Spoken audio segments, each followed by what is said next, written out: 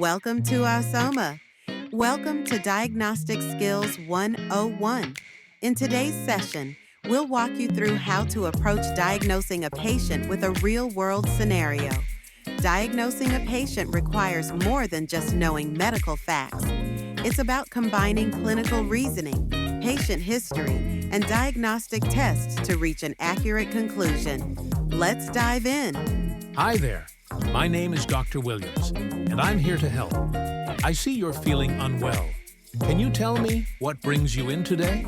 I've been having this chest pain that started a few hours ago. It feels like pressure, and sometimes it radiates to my left arm. I'm also feeling short of breath and a bit nauseous. Thanks for sharing that with me. I'd like to ask you a few more questions to understand your symptoms better. When did the pain start? Is there anything that makes it better or worse? I need to ask a few more questions about your health history. Do you have any medical conditions, such as high blood pressure, high cholesterol, or diabetes? I have high blood pressure and high cholesterol. I've been taking medication for that.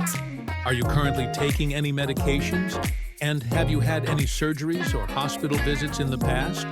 I take medication for my blood pressure and cholesterol. No surgeries, but I've never been hospitalized for anything serious. Do you smoke or drink alcohol?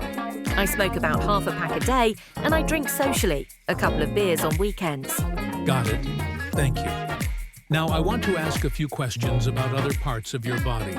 Have you noticed any dizziness, palpitations, or trouble breathing before this pain started? No dizziness, but I felt short of breath today, and my heart feels a bit heavy.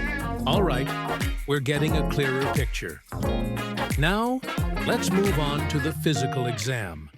Your heart rate is elevated, and your blood pressure is a bit high. Your breathing sounds normal, but I do see you're sweating a bit. Let me take a closer look at your heart. Nothing abnormal with the heart sounds. I'll also order a few tests to get a clearer idea of what might be going on. Now that I've gathered the history and completed the physical exam, let's consider the differential diagnosis. This patient has chest pain, shortness of breath, nausea, and a history of hypertension and smoking. Here are some possibilities I need to consider. 1. Acute myocardial infarction, heart attack. This is the most likely diagnosis given the chest pain. Risk factors, hypertension, smoking, and associated symptoms like nausea and sweating. 2. Angina pectoris, could be less severe than a heart attack, but still related to heart disease. 3. Pulmonary embolism. Although less likely, the shortness of breath and chest pain could be consistent with this. 4. Gastroesophageal reflux disease, GERD. A less likely possibility, but still something to keep in mind for chest discomfort. Please order an ECG to check for signs of ischemia, and send a blood sample to measure troponin levels, which will help us assess if there's any heart muscle damage. Let's also get a chest X-ray to rule out any lung issues. Here we have the results.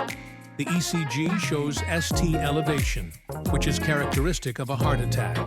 The troponin levels are elevated, confirming damage to the heart muscle. The chest X-ray is clear, so this patient is experiencing an acute myocardial infarction. We've confirmed that you're having a heart attack. The good news is that we're catching it early. I'm going to start you on some medication to help prevent further damage. And we're going to refer you to a cardiologist for a procedure called PCI, which is a stent placement to open up the blocked artery. Thank you, doctor. I'm scared, but I'm glad we know what's going on. We'll take good care of you. You'll be monitored closely, and we'll make sure you have a solid plan for recovery. After the procedure, you'll need follow-up care and possibly some lifestyle changes, but we'll guide you through it. So, that's how we approach diagnosing a patient. It's a combination of a thorough history, a detailed physical exam, considering a differential diagnosis, and using appropriate tests to confirm or rule out conditions. In this case, it was a heart attack, but each patient is different, and we need to approach each case with careful attention. Remember, diagnostic skills improve with practice, and each case presents an opportunity to learn. Thank you for joining me today in this diagnostic journey.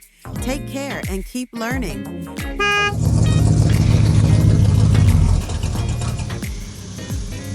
Don't forget to like, share, and subscribe.